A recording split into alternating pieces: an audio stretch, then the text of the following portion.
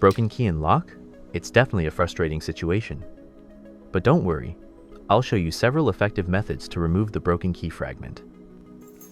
The simplest way to remove the broken piece is if you have a spare key and access to the opposite side of the lock. You just need to insert the spare key from the other side and push the fragment through. Then you can pull it out with your fingers or use pliers.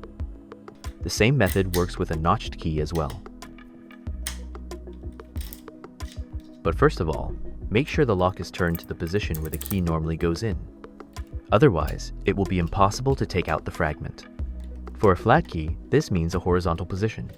For a notched key, it should be vertical.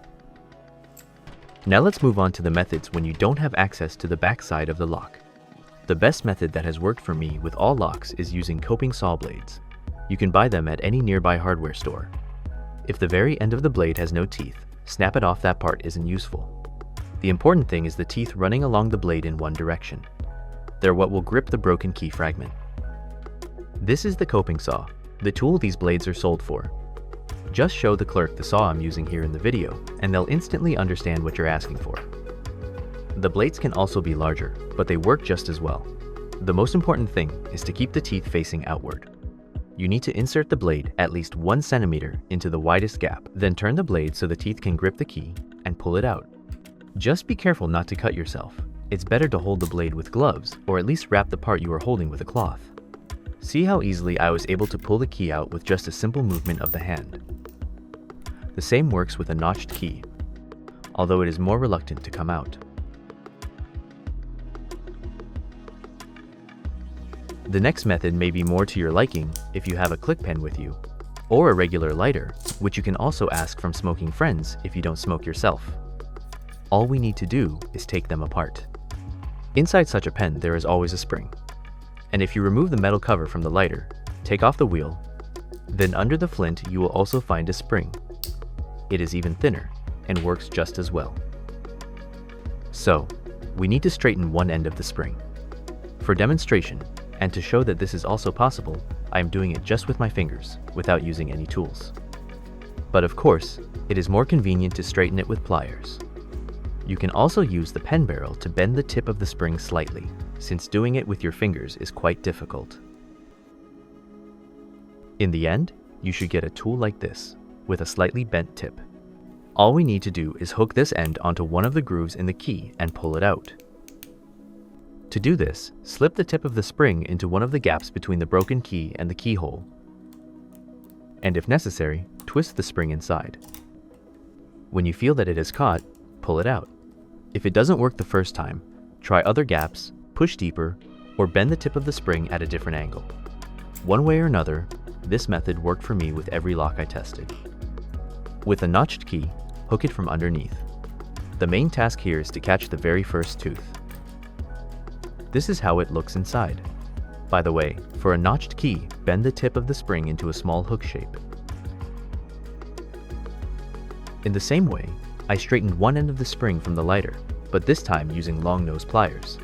I got a similar tool for pushing out broken keys. With such a spring, you can also remove the fragment without much trouble. But I'll say right away, the spring method is more difficult than the coping saw blade method. With the spring, it may not work immediately, but I believe in you. If you follow what I showed, you'll get it out. By the way, only with these two methods I managed to remove a key when it broke not at the surface, but deeper inside the keyhole. Look, you can't even see it. It's shorter than in the previous case. Let me demonstrate. First, with a coping saw blade, I insert it deeper, I pull it out, no problem at all. Another lock, easy. And what about the spring? With it I had to work a little longer. It is harder for the spring to catch. Nevertheless, I did it, and the fragment came out. Let's move on to other methods that can also help you. One of them is a glue stick used in a hot glue gun. Using a lighter or a match, heat one end of the stick. Press it firmly against the broken key. Be sure to wait until the glue hardens and do not release the pressure. Then, with slow rocking movements, pull the glue toward yourself. And voila, the broken key sticks to it. but this method doesn't always work, and only with flat keys. I never managed to remove a notched key with it. You may also have a toothbrush at hand. We can melt the plastic handle at the bottom, but it's even easier if you break or cut off the upper part of the brush here. For me, it was quite simple. Let's go to the lock. Again, melt the end with a flame. Bring the softened end to the broken key. Press it as hard as you can. Hold it in place until the plastic hardens. After that, pull it out carefully, but without sharp jerks. Voila! This worked even better than with the glue stick. I did the same trick by melting the other end of the toothbrush and pulled out a flat key from another lock. You can also try melting the barrel of a ballpoint pen or a syringe. They have soft plastic, and apparently that's why they stick well to the fragment. With some locks they work quite well, but only with flat keys. I never managed to pull out a notched key this way, no matter what plastic or glue I melted. Another option is to use a safety pin or another sharp object. It works great if there is something to catch onto. It's best to bend the tip of the pin slightly. That way it's even easier to pull the key out. If you are a fisherman, you probably have fishing hooks. Hooks have a very sharp point, and they also have a barb, that small backward-facing tip near the point. If the metal of the hook is not hardened, you can straighten it into a line. Insert it into the gap and catch the key with the barb. The principle is the same as with the coping saw blade or the spring. And of course, you can also pull the key out with the sharp point itself, hooking it like this. You can also use two knives or other sharp tools. If the lock has a round recess, you can grip the fragment from both sides and pull it out. But this method is unsafe, especially with knives. Follow safety precautions and use proper protection. I am not encouraging anything here. Everything you do is at your own risk. Here's another example of how I remove a key from such a lock using a compass and a safety pin. A pin and a knife.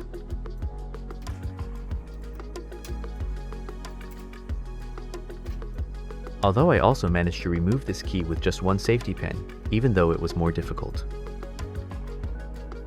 Another method you can try is neodymium magnets. But again, this doesn't work with all keys. Look, this key is magnetic, and this one is almost not at all. If you're lucky and the key has a high iron content, you can try to pull the fragment out with a magnet. The main thing is that the magnet is strong enough to help you, so choose one with larger size or greater quantity. And now the method with superglue. I cannot recommend it because you might make things worse. But if you're not afraid to take the risk, then only use glue in gel form. Liquid glue will definitely seep inside. So, apply 1 or 2 drops onto the fragment and press a thin cord against it. Hold until the cord is fixed. Then apply more superglue on top of the cord. Wait about 10 minutes until the glue sets. Then, with careful movements, pull out the fragment. Done! If none of the previous methods worked for you, but you have tools, you can drill a small recess into the key. After that, hook into it with the tip of a screw and pull the key out. Done. The fragment is removed. Here is the recess we managed to catch with the screw. And now let's imagine that the lock is old and rusty, or it jammed in the frost, and we can't even turn it into the right position to remove the broken key. Here you'll be saved by an angle grinder with a thin cutting wheel. Maybe you have one in the garage or your neighbors do. So, mark the line, make a shallow cut. If you have it, spray WD-40. Turn the lock with a screwdriver into the position where the key is normally inserted, and then pull the broken key out with something sharp.